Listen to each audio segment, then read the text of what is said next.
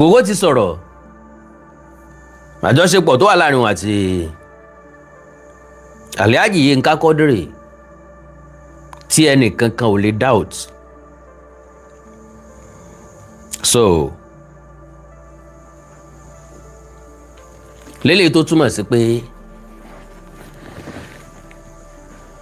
wọ́n ní àbápè wọ́n ní mọ̀lẹ́ ọ̀rẹ́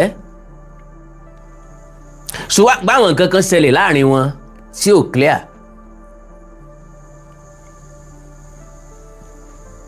Gẹ́gẹ́ bí ọ̀rọ̀ olóyè gẹ́gẹ́ bí ọ̀rọ̀ olóògbé Gbénga Adébóyè. Gbénga Adébóyè kú pẹ̀lú àwọn nǹkan kan. Àwọn àṣírí kan ń bẹ tó lú Gbénga Adébóyè àbẹ̀fẹ́fẹ́ tú ńgbà tó wà lórí àìsàn. Gbólóhùn tí ń sọ ńgbà náà ni pé tára mi bá yá ikú ọ̀dọ́jọ́ kò dóṣù ní bàbá wa ti parí ọ̀rọ̀ tá a sọ kàn yìí àmọ́ oúnjẹ tá a jẹ kàn yìí àmọ́ ń tá a ṣe kàn yìí àmọ́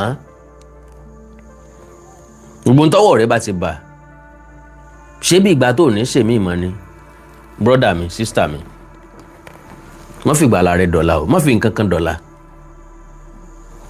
ẹ̀ ń bá ní property kọ́kọ́ wíìlì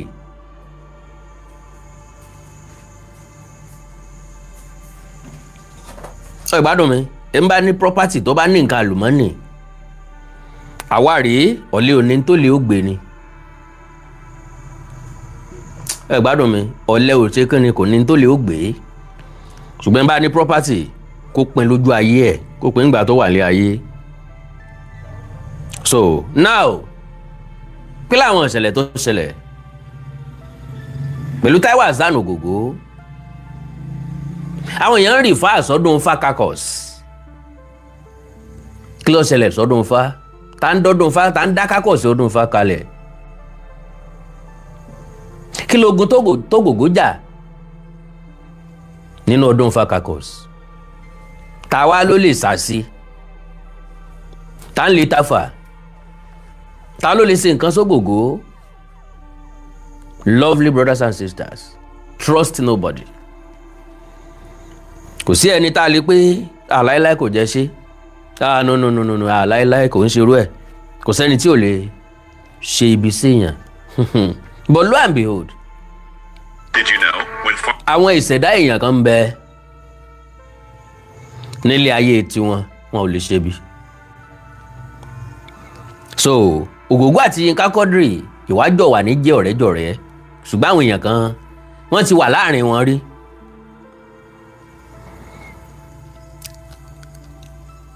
Yorùbá káre o Kennedy tí mo fi pé Yorùbá káre àwọn bàbá wa gbọ́n púpọ̀ wọ́n ní ọ̀rẹ́ ọ̀gbẹ́lẹ̀ta eléjì lọ̀rẹ́ gbà adé afúnṣòro yìí ọmọ àṣàwòroko. Now ṣé láti ilẹ̀ làwọn méjèèjì ti pàdé wọ́n ti mọ́ra látọdún gbọ̀n èyí lọ́gà tiẹ̀ lọ́tọ̀ èyí lọ́gà tiẹ̀ lọ́tọ̀ tàbí ká sọ wípé èyí níbi tó ti ń bá wọn tán ti jọ ń ṣeré èyí níbi tó ti tán ti jọ ń ṣeré. Àwọn nǹkan kan ló súnmọ́ kejì táwọn méjèèjì tí wọ́n fi jọ ń ṣe tó fi di pé wọ́n ń wára wọn gbé ládùúgbò kan náà. According to Taiwo Hassan Ogogo, Èbúté Mẹ́ta lòun ń gbé. Ìyàwó tí Alhaji Yinka Quadri ń fẹ́ ń lòun gbé l'Èbúté Mẹ́ta. Bí Yinka Quadri bá ti wáyàwó ẹ̀ wá lòun àti Ogogo mọ́ máa sáré ṣáà ni. Ńgbà táwọn dá ọdún fakakọ̀ sílẹ̀, Alade Aromire was there. Àrọ́sán pẹ̀fú ẹ̀lẹ̀ was there. Ó dàbí ẹni pé Lálùdé náà mẹ́mbẹ̀. Yinka Quadri nìkan ni ò sí mbẹ̀. Torí pé àwọn tèbúté mẹ́ta ni wọ́n jọ ń dámọ̀ràn láàrin ara wọn. Ẹja dá ọdún fakakọ̀, ẹja kóra wájọ ká dá kákọ̀sì kan lẹ̀. Ibi tá àtijọ́ mọ̀ ṣàjọṣepọ̀. Wọ́n dẹ̀ ní idea tó dáa ni. Nígbà tí ó tóbi jọ́ mélòó kan, wọ́n ti gbé yẹ̀wò. ló wá di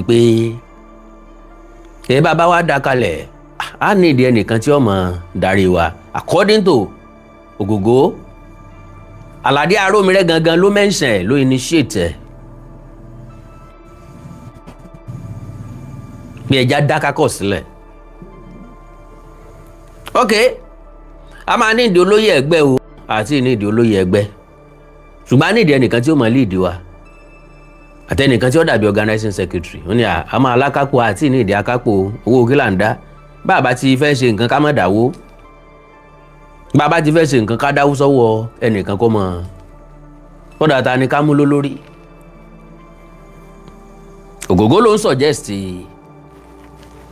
Alhaji Yinka Quadri ẹ jẹ́ kí Yinka ó lead wa ṣe ibi eré rò pẹ̀ láti mọmọ tí ó jọba ẹ̀bùn ọ̀tọ̀ leadership quality ọ̀tọ̀ bí èèyàn bá ní nínú ẹ̀jẹ̀ á mọ̀ ẹ̀ ń bá lè lead á mọ̀ ẹlòmíín ní leadership quality ṣùgbọ́n kò ní lead. so nínú gbogbo àwọn tó dálẹ̀ Yinka Quadri nìkan ni ò sí láàrin wọn ṣùgbọ́n wọ́n nígbàgbọ́ pé ó máa ṣáà wá ọ̀dà náà suggest ta ni ó ṣe ta ni kó lead wa Ogogo ní Yinka ni ẹjẹ́ ó lead o ńbẹ̀lẹ̀ nìkan ti sọ̀rọ̀ pé kí ló dé tó máa mention orúkọ Yinka bẹ́ẹ̀ mi tó ń ṣe gbé ni torí pé ó mọ̀ pé ó ní quality láti ṣe òun mọ̀ pé right choice ni but ẹlòmíì náà lè suggest láàrin ẹ̀yin tó kù ẹ pick ẹlòmíì bó ṣe sọ bẹ́ẹ̀ èèyàn méjì support ó kéèyàn méjì ńlẹ̀ so at the end of the day Yinka Quadri náà ni wọ́n fi ṣe àwọn tí wọ́n ń béèrè àníyàn lọ màá láǹfààní àti play àwọn fídíò kan àwọn tí wọ́n ń béèrè àníyàn lọ Yinka Quadri náà ló wá suggest ẹjá máa rotate kínní yìí àwọn èèyàn kan ń bẹ wọn wà selfish look at Yinka Quadri dáadáa ó mọ̀ wípé leader ni ó múlẹ̀ ayé bẹ́ntì Ogogo múlẹ̀ ayé bẹ́ntì ńlọ́jẹ́ kan pẹ́ fúnra wọn wọ́n jọ ní àgbàmọ́ra fúnra wọn ìmọ̀lẹ̀ ọ̀rẹ́ látọ̀run wá ni wọ́n torí wọ́n òye ọ̀rọ̀ wọn yéra wọn dáadáa ní tí wọ́n pè ní friendship ní kí Táyé ọmọ capacity Kẹ́hìndé kí Kẹ́hìndé ọmọ capacity Táíwò ṣùgbọ́n kán béèrè ọ̀rẹ́ rẹ lọ́wọ́ ẹ pé ó yẹ kó lè ṣe kíní mo mí o so yóò lè ó yẹ kéèyàn ó lè gbẹ̀rí èèyàn jẹ́ kẹ́dà ó lè vouch fún ọ̀rẹ́ fún ẹ̀dá ẹgbẹ́ so Yinka Quadri mú suggestion wá èèyàn ọ̀rọ̀ tètè láàrin ara wa now okay kán tiẹ̀ tó pick Yinka Quadri ẹni tó sọ̀rọ̀ yẹn wá sọ wípé òun ò lè gbà kẹ́ni tí ò mọ nǹkan ṣe tó òun kó máa lead òun o. Ogogo lòun wá sọ fún òun tọ̀ pé ó ń gbéraga ni ọ́ ó sì mọ nǹkan kan ṣe. at the end of the day Yinka náà ló padà ok kàn jẹ́ káwọn máa rotate ẹ̀ Ogogo náà ló tún takò ọ̀gbẹ́ni wọlá píìkì wọlọ́mọ ẹ̀sọ́ lórí wa níbi tó ti ń bọ̀ tó lẹ́ẹ̀ máa rotate ń bẹ̀ nù àwọ̀ rotate ń bí ìwọ ni kò máa lead wa that is ọ̀rẹ́ bí ọmọ ìyá my question ta ni lọ́dún náà lọ́hùn-ún ló takò Yinka Quadri nínú àwọn tó ń jọ wá ń bẹ̀ ta ni lọ́dún náà lọ́hùn-ún ló nígbàgbọ́ wípé òun dájú Yinka Quadri lọ lọ́nà wo kí ni tẹ́ni yẹn rò pé òun máa ṣe ju Yinka Quadri lọ torí no how any day anytime tẹ́ ẹ bá fẹ́ sọ̀rọ̀ nípa actor ní Nollywood sorry o ẹ foríjì mi tó bá dàbí ìgbéraga ẹ dárúkọ Yínká Quadri sọ fún mi páàtì tí ò lè play tí Yínká Quadri ò ní play perfectly kò sí ẹ má jẹ́ ń gbà kó yín mo rí àwọn gbólóhùn yẹn ó rè mí yeye ó mú fún mi ni mo wò wípé ọ̀rọ̀ mbẹ́mbẹ́ ẹ̀já gbé ọ̀rọ̀ tí mbẹ́mbẹ́ yẹ̀ wò.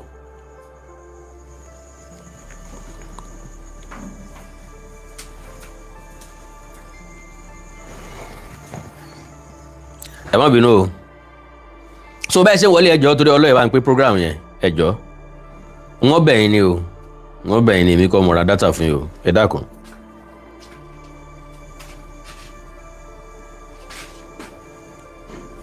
ẹ dákun ìṣẹ́jú kan ẹ bá ń pín program yẹn ẹ bá mi share ẹ.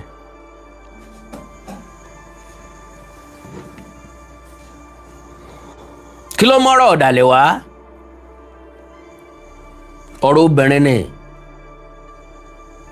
láàrin tani àti tani láàrin Ògògó àti Yínká Quadri ẹ máa gbọ́ wìnrìnwìnrìn lónìí o wìnrìnwìnrìn ńlẹ́nu àkàndá àwẹ̀ kòǹkò ẹ ti gbọ́ nǹkan kan so ṣé ẹ ti bá mi ṣe àyẹ̀.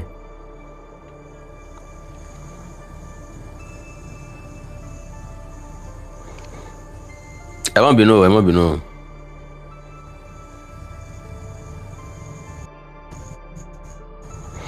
ẹ má bínú ẹ má bínú ẹ má bínú ẹ má bínú ok màmá ṣí lítà.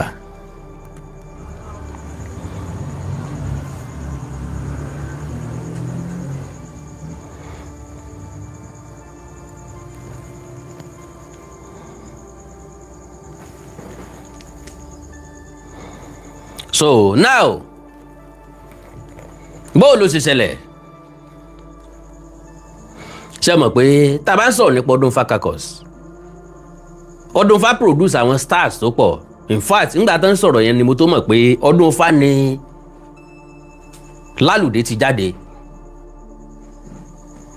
ni mo tó mọ̀ pé Ọdúnfà náà ni lórúkọ ẹ̀ olóògbé Àlàdé Arómiré ti jáde àmọ́ àwọn míì so obìnrin tí à ń sọ̀rọ̀ nípa rẹ̀ òun náà ni Ìrètí ẹ̀yin ọ̀pọ̀lọpọ̀ àwọn tó ń wò mí wọ́n máa dá Ìrètí mọ̀ wípé Ọdúnfà ní Ìrètí náà wà ṣùgbọ́n níwájú Ọlọ́run àti ènìyàn bó tiẹ̀ jẹ́ pé kò sí social media lọ́dún náà lọ́hùn láyé ìgbà náà ẹni tí èmi àti ń lérò wípé ó ń fẹ́ Ìrètí Ògògó ni torí bọ́n bá jọ fẹ́ ṣeré papọ̀ Ògògó àti Ìrètí náà máa ń pè àpapọ̀ and they always made perfect husband and wife nínú eré so meanwhile àṣé àwọn ẹbí Ìrètí àwọn ẹ̀gbọ́n Ìrètí wọ́n ti ń ní lọ́kàn wípé àwọn èèyàn yìí tí wọ́n jọ ń ṣeré papọ̀ wọ́n perfect gan kí wọ́n kújọ mọ́ fẹ́ra wọn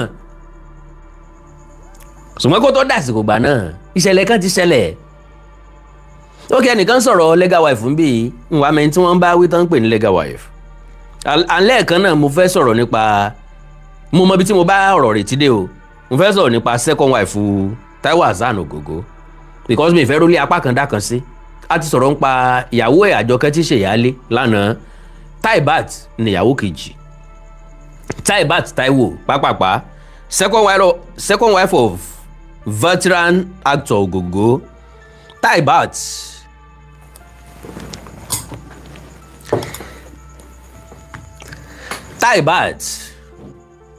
Taiwo is known to the Nigerian public primarily through a marriage to veteran Yoruba actor Taiwo Hassan, popularly known as Ogogo. Unlike her husband, gẹ́gẹ́ bí tàkọ́kọ́, àwọn méjèèjì wọn ò gbéra wọn sí public. Unlike her husband, who has spent decades in the public eye through his work in Yoruba language cinema, Taibat has largely maintained a relatively private life. Her public profile has therefore been shaped more by her family life than by an independent career in entertainment. Married to Hassan, Taiwo Hassan is one of the recognized veterans of the Yoruba film industry. He began acting in the early 1980s and went on to establish himself as one of the Nollywood familiar faces. Taibat became his second wife after his marriage to Ajoke Taiwo, who is also known publicly as Iya Jesu. Reports describe Ajoke as a Christian, while Taibat and Taiwo Hassan are Muslims. The family story attracted public attention, partly because of the different religious backgrounds of the two wives. Despite this difference, reports have described the relationship between the women as peaceful, with Taibat showing respect toward the older wife. Merely looking at Ogogo, ṣẹ́rí ẹ̀bùn ni wọ́n fi ń control ilé pẹ̀lú obìnrin méjì mẹ́ta mẹ́rin àti jù bẹ́ẹ̀ lọ.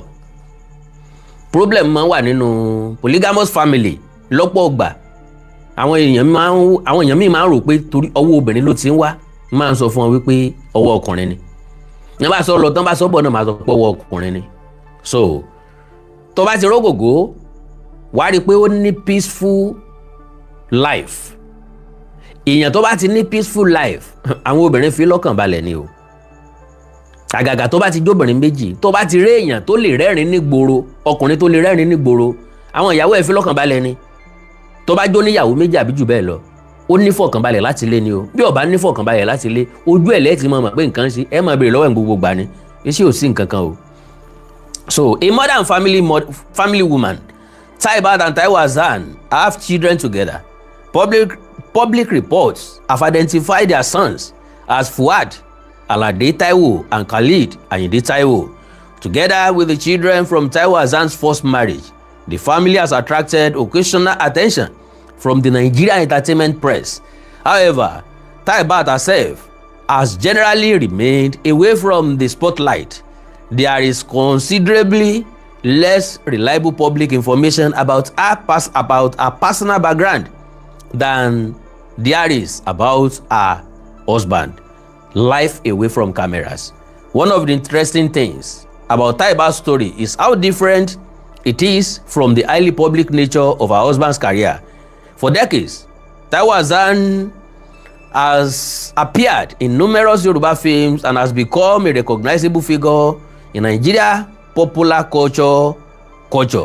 Taibat, meanwhile, has largely occupied a quieter role within the family. Her occasional appearances in photographs with her husband and other members of the family have offered glimpses into their private life, but she has not pursued the same level of public validity, visibility, àti bẹ́ẹ̀ bẹ́ẹ̀ lọ.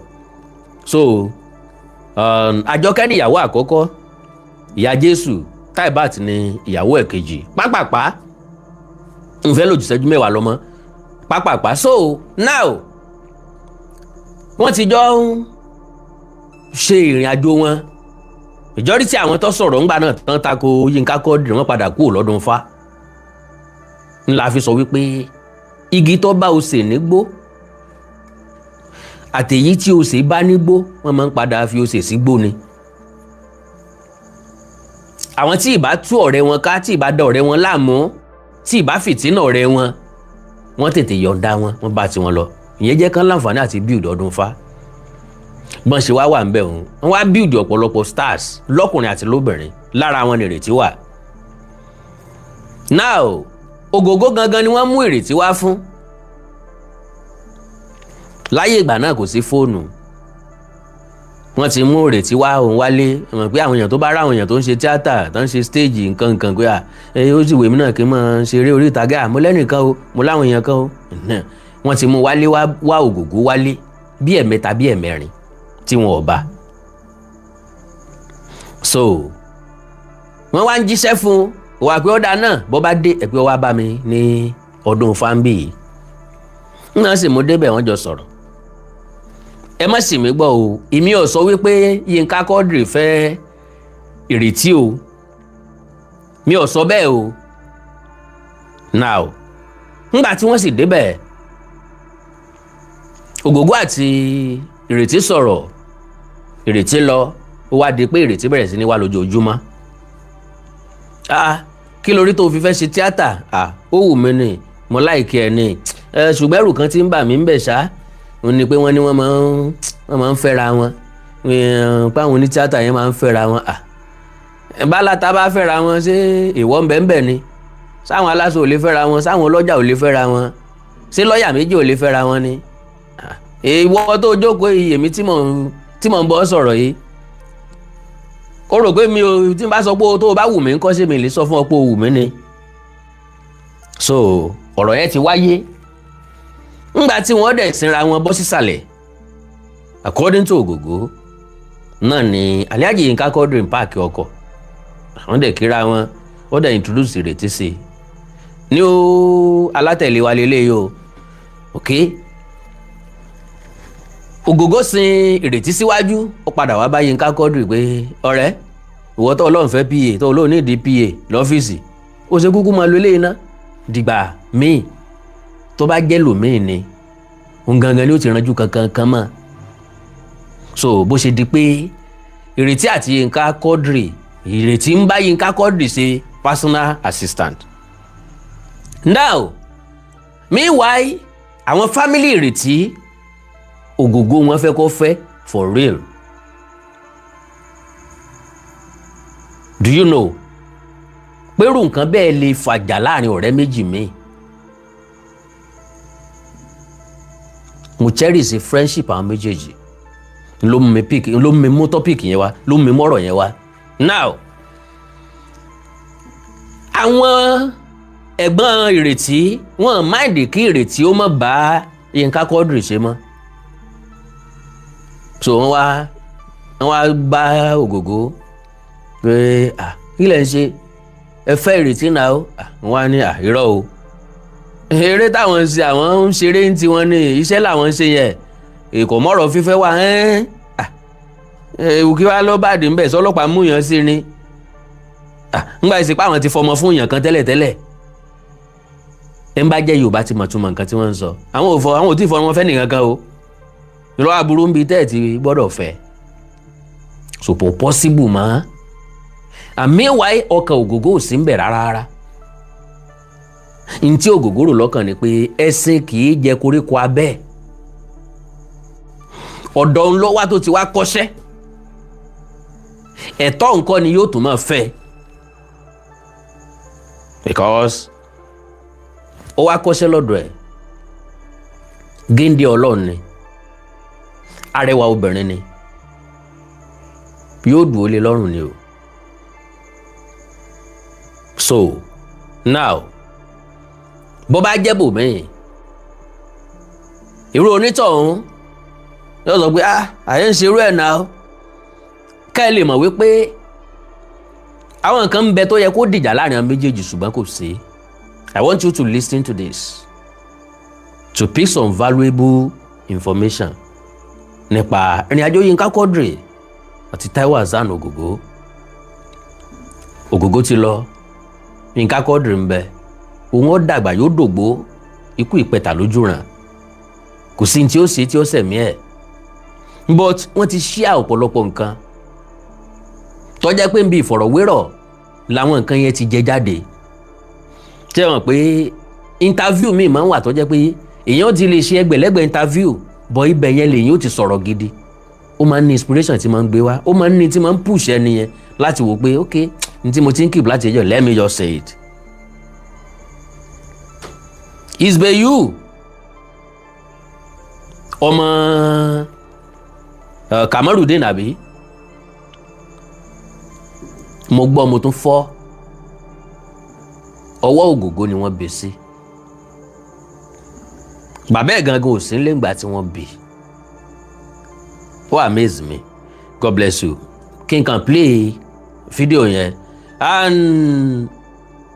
Oyin mama kó má bínú kó forí jì mí o ẹ̀gbọ́n ẹ má bínú tí n bá play ẹ rí i pé mi ò lo fídíò yẹn gangan voice ẹ̀ náà làwọn èèyàn máa gbọ́.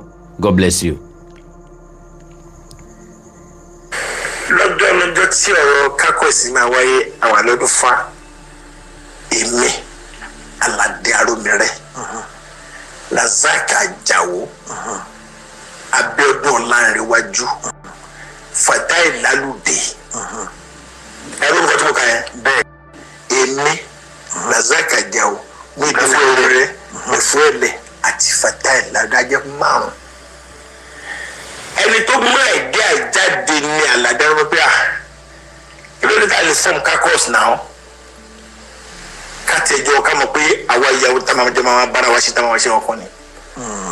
Wọ́n lè second and one is good. Ìyá ṣe máa ṣe kò ní kankan nù. Ṣé ọkọ aṣáṣọ yẹn briefly lọ́jọ́ ìgbà tó di after the 4th day àti orí fi ṣe tọrọ yẹn. Ìgbà wọn ti pín náà yẹn. Àbí ìṣe pé àwa yẹn èbúté mẹ́ta base ni. Ìwà òkè àwọn ìdájọ́ ni wọ́n ti wá sí ìsìn tó bá wá ẹ̀ mọ̀ kó máa lọ sọ́dọ̀ ìyàwó ẹ̀ bẹ́ẹ̀ torí pé máa lọ sílé. Now Aládé máa wá kò sọ́gbọ́n tó bá sì jẹ́ lọ́jọ́ báyìí ó máa dọ́dọ̀ wá ṣáà ni.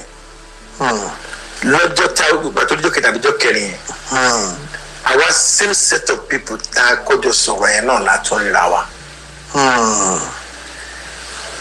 Màá ní ọ̀rọ̀ tá a sọ lẹ́jẹ̀rin ẹ jẹ́ ká fìdí ẹ̀ múlẹ̀ pé àìdíà tó dáa ni o ká ṣètò. Ẹnìkan wá sọ̀rọ̀ kan mi ní dárúkọ ó ní ta ló máa wá jẹ olórí pé àlẹ́ àgbọ́dọ̀ ní olórí ká ní akọ̀wé akápò ká lè ní akápò àbẹ́ ọkàn mo ní ẹgbàgbé ń pa akápò a lè ní financial secretary ẹ̀yọ́ akọ̀wé owó kó fẹ́ ṣe kankan àdáwójọ àdẹ̀nàfíṣẹ́ tó fẹ́ fi ṣe owó ò ní wà lápò anybody for now ìyẹn ni tí a bá ti lówó wà lápò àti sọ ní ẹ̀dí treasurer ni àwa ní ẹ̀dí treasurer rárá yìí níwájú ọlọ́ọ̀bá àti èèyàn first minute second meeting Yinka wasn't there Yinka kò lè sí níbẹ̀ èmi lèmi raise point ẹ jẹ́ ká mọ̀ Yinka kó ṣe leader wa ó máa nídìí ọdún fanisho. kí ẹ tó wá lè dárúkọ Yinka Quadri wọ́n sọ wọ́n kí ni ohun tẹ́ ẹ rí àmúyẹ̀wò lè rí. ṣe bẹ́ẹ̀ mọ̀ ẹ́ pé àtijọ́ ń bára wa rìn bọ̀ bẹ́ẹ̀ ni right omi láti ká tó tẹ̀yàn rìn bẹ́ẹ̀ ni mi ò múra Lazaka Ajáò tẹjọ kọ́kọ́ sọ àwọn ọ̀rọ̀ náà tàjọ wà ní èbúté mẹ́ta mo mú láòdì mo dẹ̀ mú Múyìdín Arómiré ṣẹ́rí èmi máa ń ro àwọn àròjinlẹ̀ tí n bá ní mo mú Múyìdín Arómiré owó ọ̀tẹ̀ mo wá tí mo ṣe fẹ́ mo ṣe ń torí pé òun ló initiate mo ò dé sọ pé ẹ jẹ́ kí n ṣe leader it's not even political it doesn't speak kò fara mi lẹ̀ in absentia èèyàn lè dìbò fún yàn náà mo ṣe dárúkọ ẹ ẹni yìí wá dáhùn pé wáyà tó yẹ jẹ́ pé Yinka ìnáwó bẹ̀rẹ̀ wọ́n wáyà ni mo suggest bọ́ ẹlòmíì náà lè suggest o pé ẹlòmíì ò èmi kàn ìhun tèmi rò lèmi sọ yẹn ẹnìkan faramọ́ ẹnìkan tuntun faramọ́ wọ́n kò sọ̀rọ̀ èèyàn méjì. Mo ní kí o ló fa ọ̀rọ̀ tó bẹ̀rẹ̀ yẹn ó lẹ́jọ́ bá mọ nǹkan ṣe tó wọn ò lè gbà kó léèdì wọn àmọ́ ní gbéraga ní ìtòsí tí ò bá mọ nǹkan ṣe tó òun ò lè jẹ́ kó léèdì òun mo ní then you know nothing òun mo náà dá tó ti ń ra rẹ mo ní Ọlọ́run lọ́ba tó nímọ̀ jù tó mọ gbogbo ẹ̀ tán mo ní Ọlọ́run ṣe àpẹẹrẹ fún ànábẹ́ Ọlọ́run ọba kan tó ń sọ pé òun nímọ̀ mo ní Ọlọ́run wá ní pé kí ẹyẹ kó lọ gbé ẹmọ the seed ó tún kéré sọ́kà bàbà seed ẹ̀ bákà máa ń jẹ ẹmọ gbé kéré tó títí bí òkúta báyìí Ọlọ́run wá ó fún ní ojú ó ní kó wo ẹyẹ yẹn ó wo ẹyẹ báyìí tí ẹni yẹn ju ọkà bàbà yẹn sínú omi òkun ó ìwọ̀ tí gbogbo ayé ní pátápátápátá àtẹranko àtẹyẹ àtẹyàn kò ju báwọn. ó ní kò ju ọkà bàbà yẹn omi ẹ̀ òun fomi ẹ̀ rọ́pò òun ìmọ̀ tí tóun ọlọ́run bá fún gbogbo yín pé kò tó kọ̀ọ̀kan ní ìtọ́ àlọ́ ìtàmì ẹ̀. ọ̀rọ̀ yẹn fẹ́ mú ìkùnsínú ó dá wàhálà lẹ̀ náà ti kún sínú rẹ̀ lọ́rùn but ọlọ́run bá a yàn. alájò sílẹ̀ nǹkan kò lè tẹ̀ sílẹ̀ báyìí. korean kiri bó ṣe ń lè dùn wá lọ nìyẹn. wọ́n sì padà fọwọ́ sí pé ètò ìgbìmọ̀ kalẹ̀ yìí náà là á tẹ̀lé. bá a ṣe tẹ̀lé nìyẹn. Allah. the worst part of it ni pé àwọn tí wọ́n ta ko orúkọ yẹn wọn bá wa dúró pẹ̀lú ọdún fakakos. ọdún ló ní. yes. látàrí pé ẹni ẹni báyìí nìkan yẹ ká lò. wọ́n bínú lọ́ọ̀tì wọn ẹlòmínà lọ́ọ́ dá tiẹ̀ sílẹ̀. ọlọ́ọ̀bá òbínú ìyẹn ò sọ pé ká má jọ ṣọ̀rẹ́. àjọ ń ṣe ọ̀rẹ́ wa lọ. tí n bá ń fẹ́ràn yẹn bí Olódùmarè lórí. ìfẹ́ ló ń ṣe. mo dẹ̀ rí pé ẹni tó deserve ẹ̀ ni. ṣàṣe kì í ṣe gbogbo èèyàn tẹ́ ẹ̀ rí ló ní quality leadership now. Wallahi. tọ́rọ̀ bá ṣẹlẹ̀ tó bá máa gbé ọ̀rọ̀ ó máa tọ ọ̀rọ̀ yẹn bó ṣe yẹ kó lọ gbogbo that's nǹkan tó wá sínú brain mi ní time yẹn pé this guy can lead us. this ló wà láàrin wa lọ́jọ́ agbéni à ń ṣẹgbẹ́ àwọn ládùn à ń ṣẹgbẹ́ àwọn ẹ̀yìn àwọn àbúrò wa náà jẹ́ clothing abbey. aromulẹ́tẹ̀ tó wá kéré sáwọn yẹn ègé wọn tó kéré sí wọn.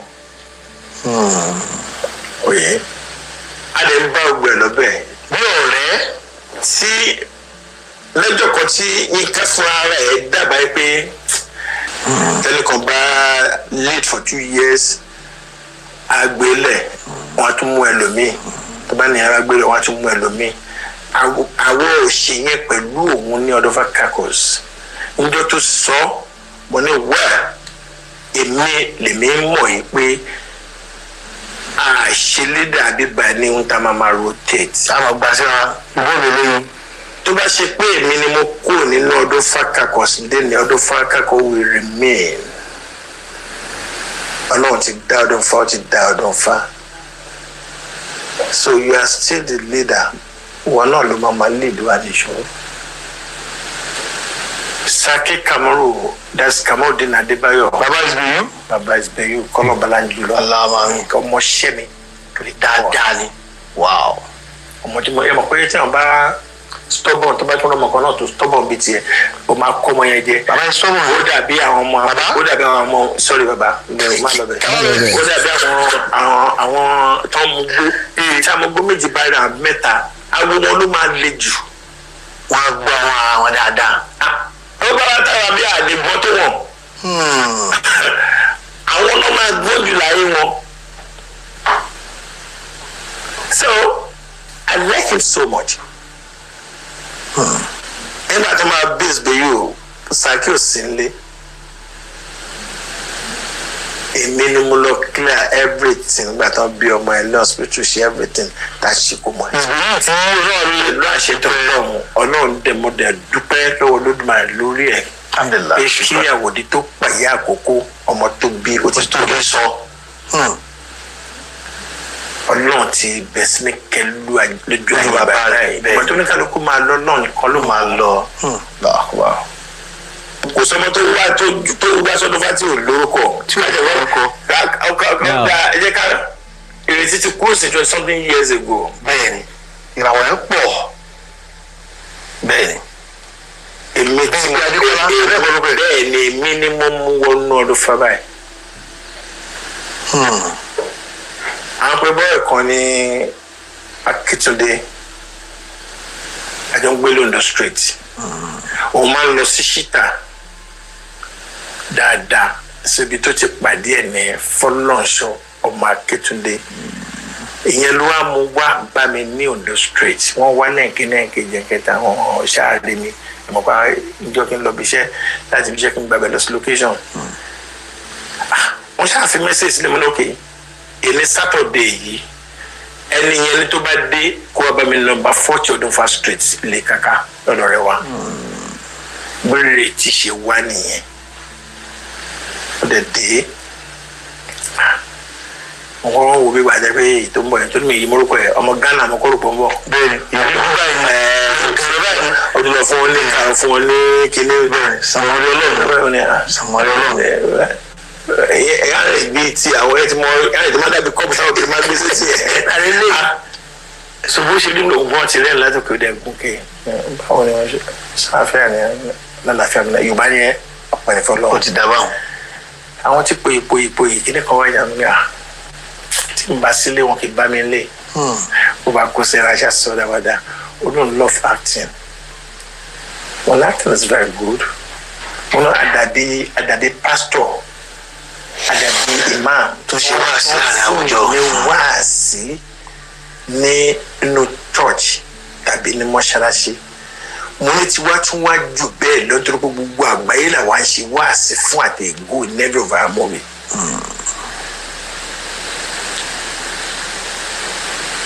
You are welcome. Jọ́kejì wá ó ti wá bẹ̀sẹ̀ wá jọ́kejì wá jọ́kẹta jọ́kẹrin gbàtí wá di jọ́karùn-ún sọ̀rọ̀ kan ní ẹ̀rọ kan tó kàn máa ń bá wọn ní kí wọ́n máa sọ pé àwọn artist wọ́n máa fẹ́ra wọn mo ní kí ló bá nínú pé artist fẹ́ra wọn tó bá bínú mo ní èèwọ̀ wà ní títí lọ́yà àti lọ́yà bá fẹ́ra wọn àbí journalist méjì mo ní títí journalist bá fẹ́ra wọn mo ń ṣòwò àgbò ní ara then àwọn oníṣòwò tó wà láàrin ọjà ẹlẹ́rọ máa fẹ́ láta onípalá máa fẹ́ oní tomate mo ní so is that ṣé ẹ̀ṣẹ̀ wà nínú ẹ̀ oní ara mo ní look kí ló fún ẹ ní assurance pé èmi tó jókòó tì náà bóyá mi ní interest nínú ẹ̀ ló bá rẹ́rìn-ín kankan mo ní anyway I'm just cracking bá lóbìnrin you understand. So anybody lè rí ẹ nínú ní tíátà kan sọ pé àwọn láìkẹ́ ọ kò mú ègbó dání o kò dẹ̀ mú jà dání wọ̀ fún ìtẹ́lọ́rùn bẹ́ẹ̀ni mi kò lẹ́lẹ̀bẹ̀ nú wàláì ọmọ ìbàdàn ẹ̀ that particular day tá à ń sọ̀kalẹ̀ nǹkan park mọ́tò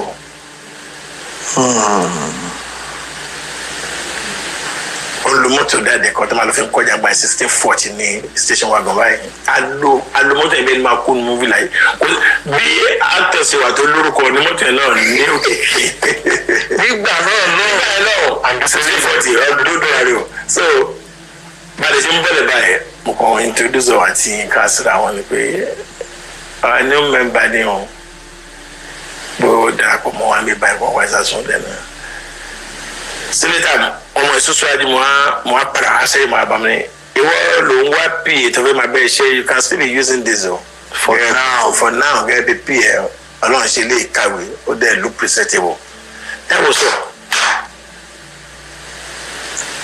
mo fi títóbi alukurian mo fi búra ẹ̀yin ni wọ́n ra wọn.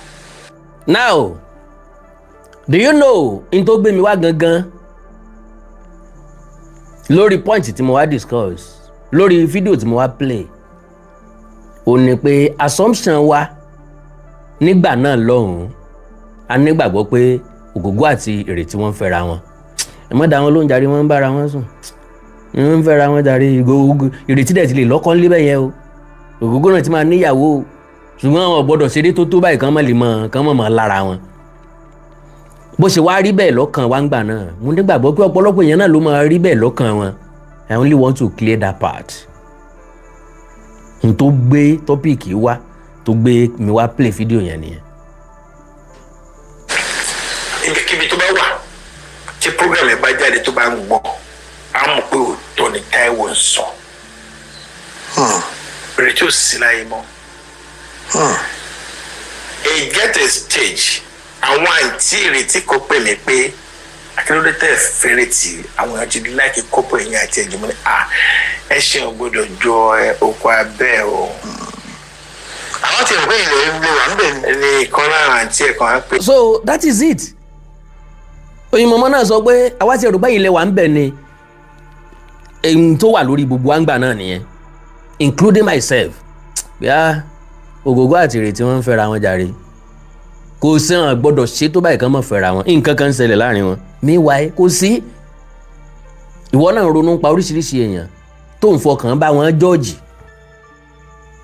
meanwhile tó o bá dé background ó rí i pé nǹkan tó fọkàn sí pé ó ń ṣẹlẹ̀ ọ̀ṣẹlẹ̀ ó ti fòbúrẹ́wà mú ọ̀pọ̀lọpọ̀ èèyàn lájẹ́ torí ojú wọn tó le ló fi ń jọ́ọ̀jì wọn pé inú wọn náà le o mọ̀ pé tó bá ṣí inú wọn ó funfun bí ẹ̀gbọ̀n òwú ni torí pé àwọn kan wá ń bóyin sí ọkẹ bí iṣu ègbodò ló fi wá gbé èèyàn dáadáa lélẹ́yìí o mọ̀ wípé tó bá lọ sínú wọn ọ̀bẹ àdá bíléèdì àáké yúti ńlọkọ bẹ àwọn àkekèé josebe paramọ́lẹ̀ mọ́nàmọ́ná jomijòkè àwọn ló kóra wọn jọ sínú ẹ̀ làwọn ọ̀jọ̀gbọ́n fi máa sọ wípé never judge a book by cover ìwé yóò lè dùn kò lè sí nǹkan tó wà important nínú ẹ̀ nǹkan ni èpo ẹ̀yìn ẹ̀ ti fẹ́ já dànù tán yìí bóyá tó máa change life ẹ̀ níbẹ̀ nù ìwé yẹn.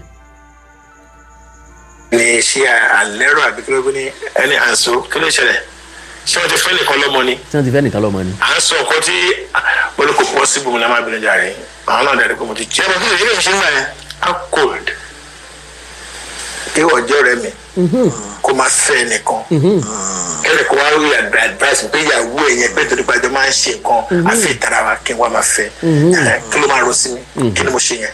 ọ̀dàlẹ̀. a jẹ́ pé èyí ti ń fẹ́ nìkan nínú ẹgbẹ́ ọ̀rẹ́ dì. ayé gẹ̀ẹ́sì mi. ó yẹ díẹ̀ díẹ̀ sá. mo kọ bèrè ní. ẹ̀kọ́ dálẹ́nu. ọ̀dàlẹ̀ nìyẹn so ìyẹn mo sọ pé ẹ̀sìn ògbójò ju kọ abẹ́.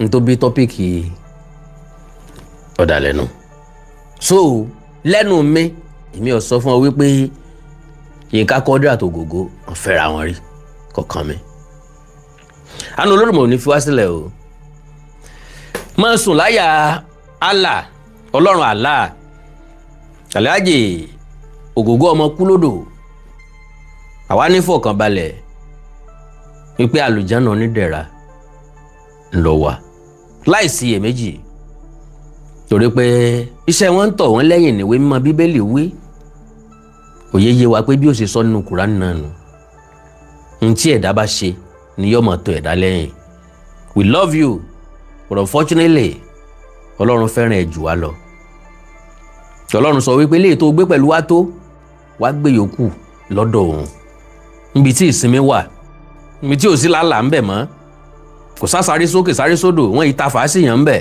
kò sẹ́ni tí gbógun tì yàn so kí Ọlọ́run nínú àánú ẹ̀ kó dúró ti gbogbo wa o ó kọ tí ìṣe tiwa káyọ̀ ọmọ sọ wa kọ́lọ́ ọmọ sọ wa Ogogo Yínká Quadri ọ̀rẹ́ tí wọ́n fi tọrọ ọ̀rẹ́ ni wọ́n yìí sọ̀rẹ́ wọ́n ti dọ́mọ ẹ̀yà ló fi dàbí ẹni pé ẹkún ti Yínká Quadri ó fẹ́ ju àwọn ọmọ lóòkù lọ wọ́n yàtọ̀ sí twins náà méjèèjì almost gbogbo nǹkan tí wọ́n ṣe ní half of their lifetime wọ́n jọ ṣe papọ̀ ni wọ́n jọ ń wọṣọ kan náà bàtà kan náà fìlà kan náà ni kò sì síbi tó ti rógògó tó ní rí Yínká Quadri ibi tó ti wá rógògó tó rí Yínká Quadri ò sí Nàìjíríà ni ibi tó bá ti rí Yínká Quadri tí ò sógògó ńbẹ Ogogo ò sí Nàìjíríà ni